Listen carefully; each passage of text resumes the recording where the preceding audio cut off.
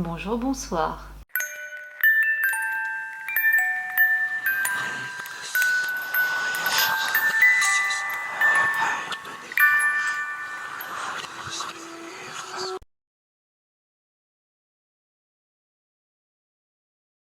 Hey, salut tout le monde, je vous retrouve aujourd'hui pour une histoire très très spéciale. Cette histoire-là, je la garde depuis un moment parce que elle est tellement oufissime que je me suis dit il faudra une occasion spéciale. Mais finalement, je me dis allez, j'ai tellement envie de vous la raconter parce que franchement, elle est dingue. Donc c'est parti. Donc déjà, petite mise en situation, cette histoire en fait, c'est une copine à moi qui me l'a racontée il y a quelques années, et ça lui était arrivé à elle il y a déjà quelques années, donc en fait c'est une histoire qui date. Et franchement, quand elle m'a raconté ça, je me rappellerai toute ma vie de tout en fait. On passait une soirée toutes les deux chez moi, on parlait d'expériences paranormales, parce qu'elle a passé plusieurs années avec son ami qui était, je crois, il était marocain, et il lui racontait des trucs de ouf qui se passaient là-bas. Et elle-même, elle a souvent vécu des petites expériences paranormales, mais la pire de la pire, c'est l'histoire qu'elle m'a racontée ce soir-là. Et autant vous dire que quand elle m'a raconté ça, j'étais tellement pas bien. Quand après elle m'a dit bon bah je vais rentrer chez moi, je lui dis non non, tu attends que le jour se lève, tu restes ici, je ne reste pas seule après l'histoire que tu m'as racontée. Cette histoire est tellement dingue que je me suis même demandé si elle me racontait pas des conneries. Je la crois, mais ça me fait vraiment bizarre de la croire parce que cette histoire est vraiment digne d'un des plus grands films d'horreur. Donc écoutez, accrochez-vous bien parce que franchement, elle fait flipper. Alors déjà, on va changer les noms de tout ce beau monde. Donc écoutez, mon amie en question, on va l'appeler Matou. Et on va appeler les autres Céleste et Amira. À ce moment-là, Matou avait peut-être environ une vingtaine d'années. Elle était quand même assez jeune et elle était animatrice. Elle avait son BAFA. Du coup, elle avait été prise pour faire une colonie de vacances dans un lieu assez reculé. C'était une maison en fait. Au milieu d'un champ, enfin je me rappelle plus exactement dans quel patelin elle m'a dit qu'elle était, mais vraiment il n'y avait rien quoi, c'était juste une très grande maison avec plusieurs étages, des grandes chambres slash dortoirs qui recevaient de temps en temps des colos de vacances parce qu'il y avait justement un très grand espace, donc il y avait plein d'activités possibles à faire avec les enfants. Donc à ce moment-là, elle est partie avec deux autres copines slash collègues, donc Céleste et Amira. C'était les trois seules animatrices femmes et il y avait également un groupe d'animateurs hommes. Mais je suis quand même obligée tout comme elle, de vous raconter ce qui s'est passé un petit peu avant cette fameuse colo parce que pour elle ça a eu un lien avec la suite de l'histoire. À la base, Matou est quelqu'un d'assez croyant, de confession catholique. Sauf qu'à ce moment-là, dans sa vie, ça n'allait pas bien, elle était en colère, elle avait à peine 20 ans, quoi, donc elle était un peu en mode rébellion, dans sa vie ça se passait pas exactement comme elle voulait, elle était donc en couple avec ce garçon qu'on va appeler Hakim, et voilà, bon bref, pour plein d'autres petits problèmes extérieurs, ça n'allait pas, et un soir, elle a pris un coup de sang, et elle s'est mise à insulter le bon Dieu. Elle l'a traité de tous les noms, et elle a passé comme ça des heures à pester après Dieu, en disant qu'il était responsable de tout et surtout, comme je vous dis, à l'insulter. Je ferme cette parenthèse. Elle part donc en colo avec plusieurs enfants. Alors là, c'était surtout des enfants du primaire, donc entre 6 et 10-11 ans. Ils partent, donc ils vont dans cette fameuse grande maison. Et en fait, à l'étage, c'est là où il y avait principalement les chambres des animateurs ainsi que les chambres des enfants. Et à un moment donné, il y avait donc une chambre de garçons, de petits garçons, hein, j'entends, et juste à côté de la chambre des petits garçons, il y avait également une chambre pour les animateurs masculins. Donc, et en fait, donc les deux étaient quasi côte à côte, c'était vraiment pas très loin l'une de l'autre. Et en face de la chambre des enfants, il y avait un long couloir. Et elle m'a dit que ce couloir faisait énormément flipper. Déjà, la baraque en elle-même faisait flipper, hein. Ça faisait un peu esprit manoir, quoi. C'était un peu bizarre, cette maison. Donc voilà, c'était assez grand. On pouvait rapidement se faire des films, en fait.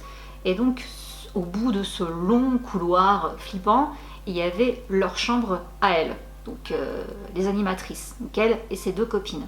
Donc elles avaient 3 lits, tout ça. Premier jour, elles sont arrivées, bon bah voilà, hein, tout le monde défait ses valises et tout, on prend un petit peu ses marques, tout ça, voilà, tout se passe bien. Le soir, elle est donc dans sa chambre avec ses deux copines. Je les ai appelées ses copines parce qu'à ce stade-là, c'était des copines. Elles sont en train de papoter et bon, je sais pas si vous avez déjà fait des colos, mais les animateurs, bien qu'ils soient crevés, voilà, elle a 20 ans, elle est jeune, à 2h du mat, elles dorment toujours pas les trois, quoi. Donc elles sont en train de papoter et tout, sauf que à 2h du matin, précisément, c'est important, elles entendent un enfant pleurer, d'assez loin. Elles tendent l'oreille, elles se disent, il y a un enfant qui pleure, quoi. Et du coup, elles sortent de la chambre. Et bon, comme je vous dis, hein, elles ont donc ce fameux long couloir à traverser pour arriver à la chambre des enfants. Et elles se disent, mais quand même, les gars, ils sont juste à côté, ils les entendent pas, quoi. Hyper courageuses, toutes les trois, elles voulaient pas affronter le couloir. Du coup, elles se disent, on y va à trois, quoi. Il n'y a pas moyen, on ne traverse pas le couloir toute seule. En plus, ce couloir ne s'éclairait pas, apparemment, d'après ce que j'ai compris. Donc elles prennent toutes les trois le couloir, elles arrivent dans la chambre des enfants, elles ouvrent la porte, elles allument, réflexe, hein, elles allument la lumière. Donc là il y a plusieurs lits superposés de partout et il y a un petit garçon qu'on va appeler Anis. Donc Anis, elle le voit, donc il est sur un des lits supérieurs et il est en train de pleurer, en train de se balancer d'avant en arrière sur son lit. Et donc elle lui demande mais qu'est-ce qui t'arrive Anis et tout, ça va? Et il dit il y a un monsieur devant la fenêtre.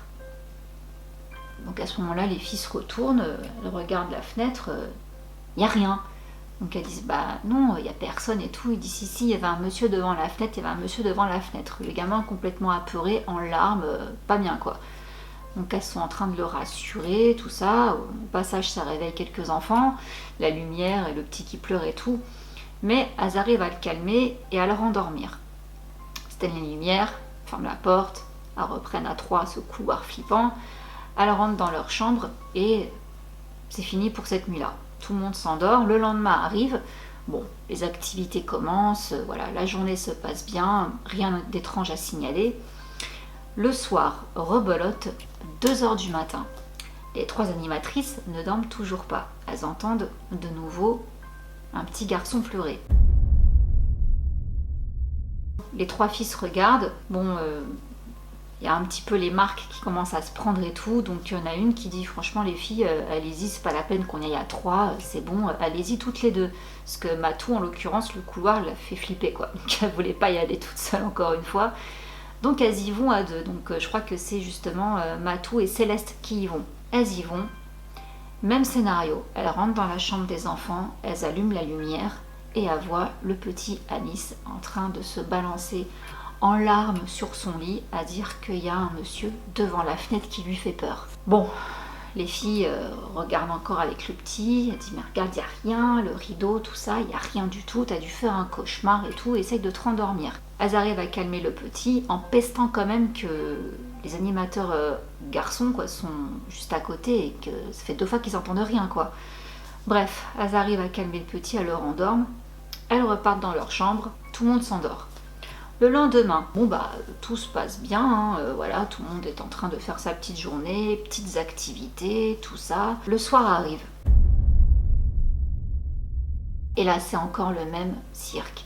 Le petit garçon qui se met à pleurer à 2h du matin. Bon, autant dire que là, Céleste et Amira, bon, Matou, vas-y. Ok, bon là Matou, le couloir, ça va un peu mieux quoi, mais bon, elle se dépêche. Hein. Elle trace dans le couloir, elle arrive à la chambre des enfants, sauf que là, il y a un truc qu'elle ne va pas faire, qu'elle faisait d'habitude, à savoir qu'elle ne va pas allumer la lumière de la chambre cette fois-ci pour ne pas réveiller les autres enfants. Donc elle rentre discrètement sans allumer la lumière, elle voit encore Anis comme ça sur son lit en train de se balancer d'avant en arrière en pleurant, en disant je veux voir mes parents, je veux rentrer chez moi, il y a un monsieur devant la fenêtre, il me regarde, il me fait peur. Et là Matou, ça commence un peu à la saouler quoi, donc elle dit écoute Anis, arrête, il n'y a personne devant la fenêtre, regarde. Et là en fait au moment où elle se retourne face à la fenêtre, elle voit un homme devant la fenêtre avec un t-shirt orange, je ne sais pas pourquoi, mais ce détail l'a marqué, un t-shirt orange, la tête rasée, pas de sourcils, et surtout pas de jambes. C'est un buste en train de flotter devant la fenêtre. À ce moment-là, Matou, elle sort en courant de la chambre.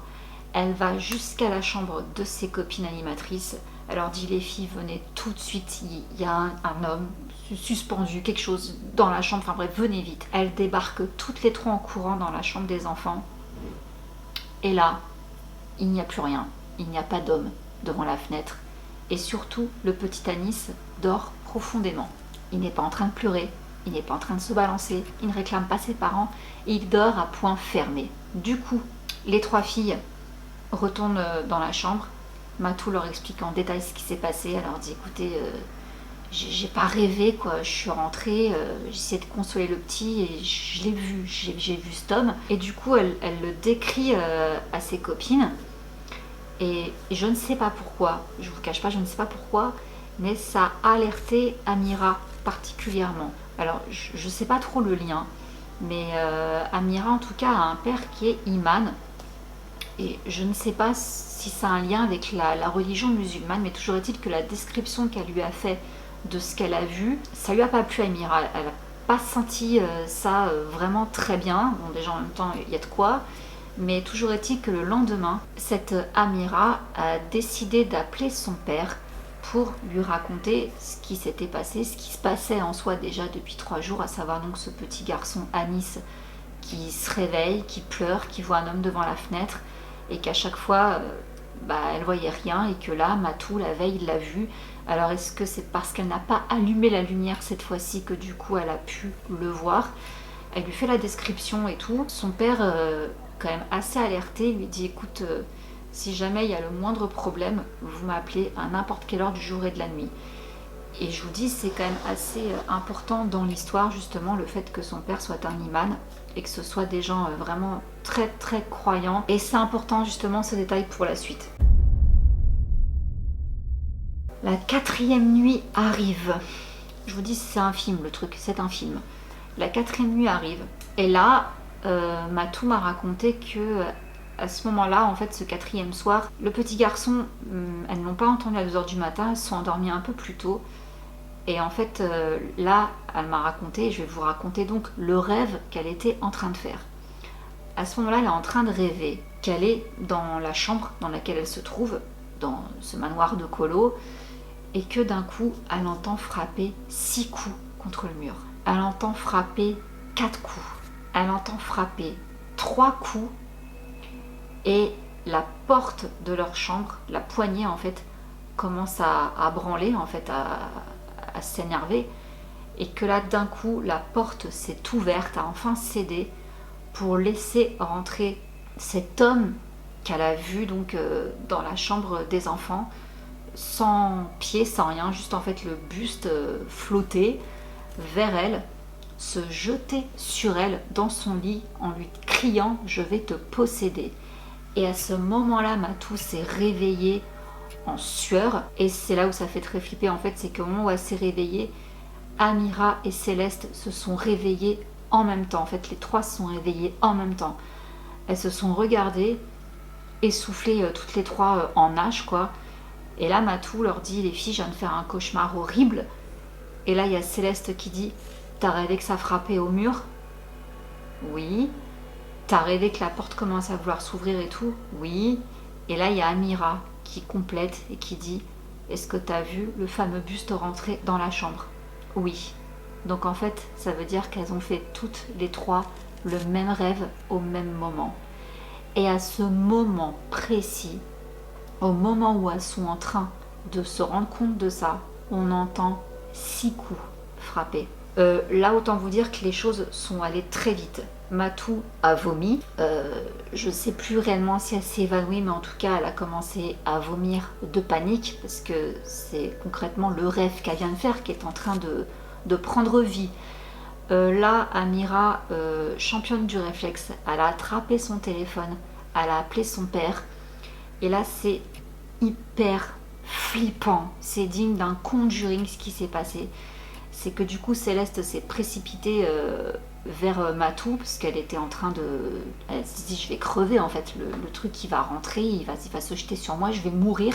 Céleste également en panique, on frappe 3 coups, et là, la poignée de la porte se met à branler, à secouer comme ça. Céleste et Matou sont au bout de leur vie, surtout Matou qui fait que vomir et limite est en train de perdre connaissance. Et là, on a Amira qui est en train de réciter des passages du Coran avec son père en mode haut-parleur au téléphone. Donc le père ne dormait pas, Dieu merci, et ça, ils ont très vite réagi. La porte commence à trembler de plus en plus pour vouloir s'ouvrir. Les fenêtres se sont ouvertes, les carreaux ont éclaté avec la force, en fait, la puissance quand elles sont ouvertes. Les volets également, parce qu'il y avait des volets, tout a explosé en fait. Tout s'est ouvert, tout a cassé. Et là, elle m'a dit, écoute, c'est comme si qu'il y avait une tornade qui était rentrée dans la chambre. Une tornade, un vent impressionnant qui a tout soulevé, les papiers, les trucs et tout ce qui était un peu léger, quoi. Ça s'est envolé, une bourrasque innommable, quoi. Vraiment une tornade. La porte qui arrêtait pas de secouer de plus en plus. Elle, dans son lit, en train de pleurer avec sa copine Céleste qui la prend dans ses bras. Amira avec son père en haut-parleur en train de réciter des passages du Coran. Les fenêtres qui claquent, les volets qui claquent, tout qui claque. Une scène apocalyptique dans la chambre. Et là, comme après justement une tempête, d'un coup, le vent a commencé à baisser. La porte a commencé à moins s'énerver, à tambouriner de moins en moins fort. Le silence a commencé à se faire. Il y avait presque plus rien en fait qui perturbait l'atmosphère, à part Amira qui continuait avec son père à réciter des passages du Coran sans s'arrêter, jusqu'à ce qu'il n'y ait plus rien, plus un bruit, plus rien. Autant vous dire que les filles n'ont pas du tout redormi, normal.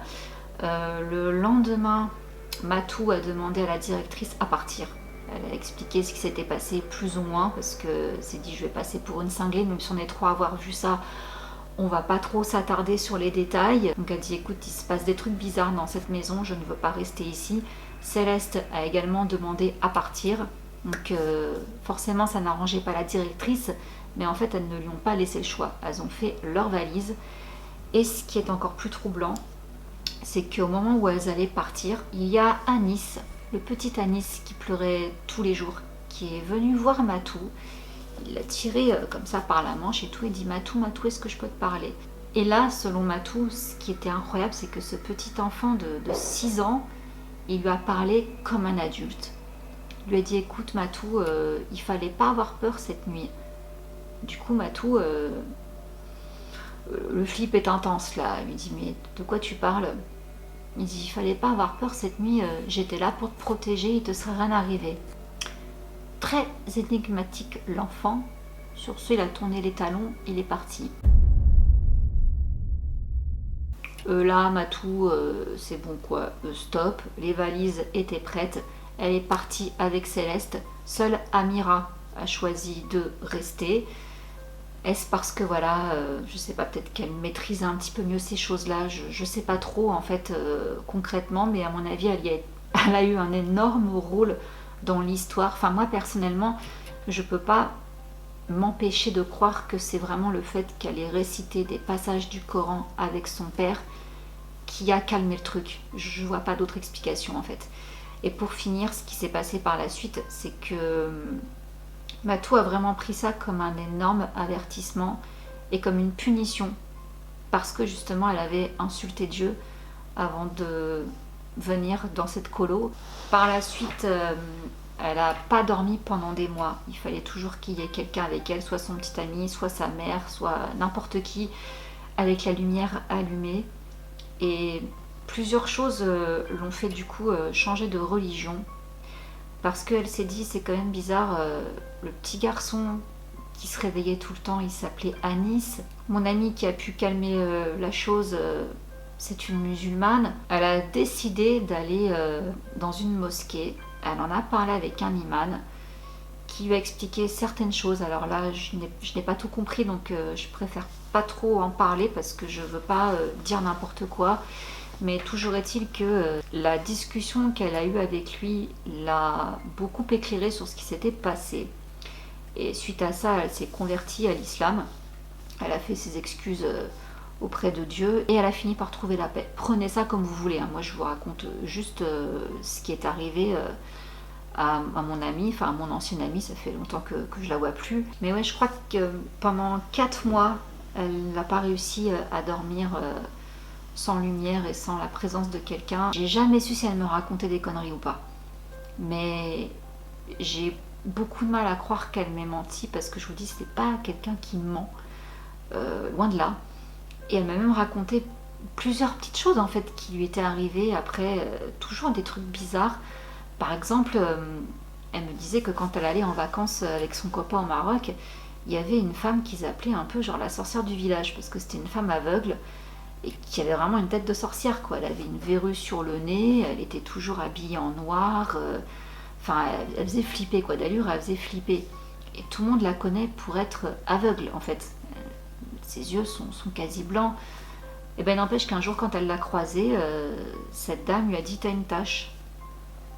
Et effectivement elle avait une tache à son t-shirt. Une autre fois il lui est arrivé quelque chose, elle venait d'avoir un événement particulier dans sa vie et quelqu'un dans la rue l'arrête pour lui demander où se trouve telle station de métro. Elle lui explique et la personne lui dit ouh, il vient de vous arriver ça. Et c'était vrai.